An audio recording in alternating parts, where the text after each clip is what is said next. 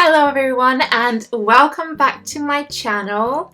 If you haven't been here already, welcome. I am so happy to have you here. My name is Bergrun and I hope you like my channel. If you are interested in more of me, please hit that subscribe button. I would really appreciate it. I kind of do loads of everything, but my main thing is music, and I am implementing that more into my channel as I go on and as I get more confident with my voice. So today I am going to just sit here and talk about the voice.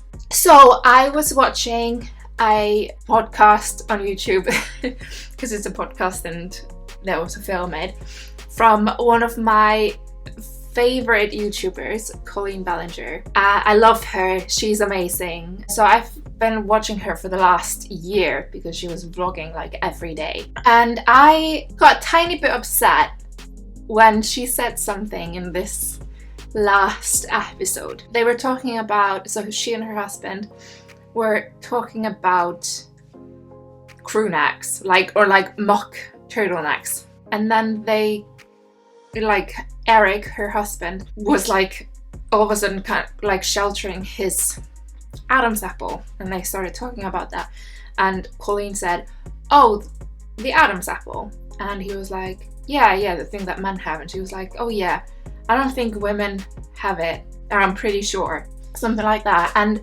I stopped the video and I thought to myself, she should know this. She should know what the Adam's apple is. But she corrects herself later on in the video, or later on in the podcast, when she does say, "I'm pretty sure the Adam's apple is the larynx, and everyone has a larynx." And she had to Google it, but she went to school about music, so she should know.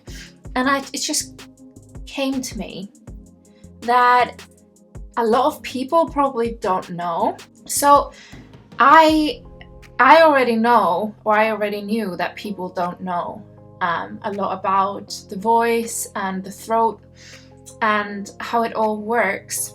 And I have been dedicating a lot of time in learning about this.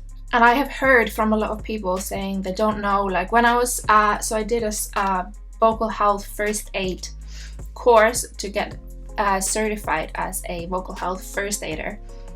And the teachers there were saying, people don't know that when you drink water, the water doesn't touch your vocal folds. And I was like, of course it doesn't touch your vocal folds. They're two separate, like, pipes that your water and food goes down, and the air. So it's the trachea, or the windpipe, the one that connects to your lungs, and then there is the esophagus that connects to your stomach. And even singers don't know this, and they think that if they are singing or are performing and they get a really dry throat and they're like, "I need some water," and they go drink water, swallow it, but they still have a dry throat. They drink more, swallow it, and they're like, "Why isn't it working? I'm drinking water. I've been told by my voice teachers and everyone to drink water when I sing." But the thing is, when you drink water, it doesn't touch your vocal folds because that goes down the esophagus. Your throat gets closed. There's a thing called the epiglottis that closes the trachea, or closes the larynx, which is connected to the trachea. I'll talk more about the larynx in a bit. And it goes down your esophagus, down into your stomach, and there it is absorbed by your body. So the water hydrates your main insides first. For example, I don't know, your liver, your kidneys, all of that jazz. before it hydrates your vocal folds. So before you start singing or before you go on stage to perform, it's good to have been really hydrated, like not hydrated, so much hydrated that you're gonna have to pee every 5 minutes, but hydrated enough for your body to say your most important main organs are hydrated enough for it to hydrate your throat and your vocal folds. We don't want the vocal folds to be dry when we sing, and we don't want them to be too like slimy, but we want them to be slimy.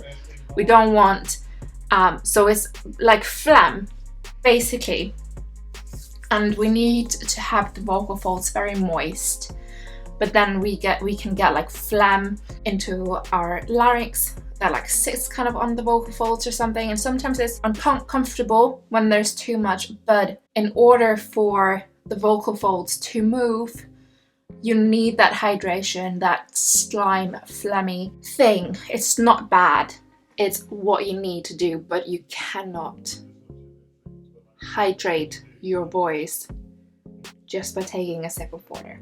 Going back to the point of the larynx, is that everyone has a larynx. The larynx is also called the voice box because inside the larynx is the vocal folds or the vocal cords, whatever you want to call it. In this podcast episode that I was telling you about, they were talking about the Adam's apple, and the Adam's apple is the larynx. So the larynx is built off of many different things, but the biggest part is the thyroid cartilage. I'll put a picture up here. So it's kind of like, so if we're looking from top, as you can see, as you could see on the picture, it kind of goes like a V, like this. And the bottom of it, from this angle, is the front of the larynx. So when boys go through puberty, the larynx grows. It gets bigger because you only have a certain amount of space in your throat. It protrudes. So it grows and it becomes more prominent in your throat. So you can see it. But that can happen in women as well. Women can have a bit of a slight Adam's apple. And people think, oh my God, you're a man.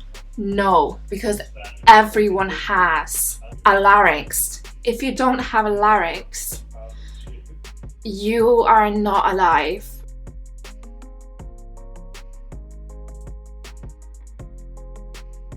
Because the larynx is at the top of your trachea, the windpipe, that windpipe that is connected to your lungs.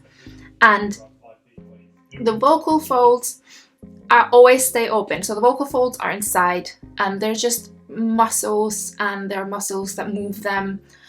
There are so many muscles that are in there. But then we have, there's a part of the throat that is called the epiglottis. So for example, if this is the larynx, the vocal folds are here in the middle, then the air comes through into the mouth. The mouth is called the vocal tract. So this area, the oral cavity and the nasal cavity is the vocal tract. And back here is called the pharynx, which is between your vocal tract and your larynx. That's your pharynx. So we have the epiglottis that closes the throat or closes the larynx. And that is the thing that prevents any liquids and any food to go down your trachea or through your vocal folds, because that would destroy your vocal folds. I mean, have you ever choked on food? That is literally when your epiglottis kind of fails its job or you're breathing in while you're eating and it doesn't close properly.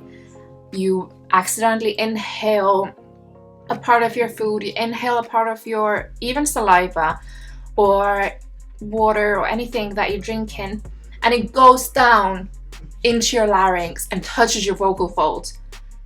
It's the worst feeling in the world. It's disgusting. I once properly choked. It was the scariest moment of my life because you cannot breathe. You cannot breathe. You cannot go through, and somehow it just cannot go out by itself. It was one of the worst experiences of my life. Dramatic, I know. But I just want people to know this because it is important, because you can't just think that drinking water will go down your throat and touch your vocal folds and hydrate them. And you can't, like, maybe you can, sure, but it's not just men that have Adam's apples. It's just called an Adam's apple because you can see it. It's literally just a larynx. It's a voice box. Anyway, this is a topic that I love. I just love talking about the voice. There's so much about it that fascinates me. So I will be making more of these videos. This was fun. If you enjoyed it, and if you managed to get all the way to this point, give it a thumbs up. OMG. That was so much fun. And remember to hit that subscribe button if you haven't already. I would really appreciate it. It would be lovely to have you in this tiny little family. And hit that notification bell as well so you'll be notified every time I post a new video, which is every single Tuesday. Leave a comment down below if you like this, or if you have anything to say about it, or if you have a topic about the voice that you want me to discuss. I hope you have a good day, and I will see you next time. Bye!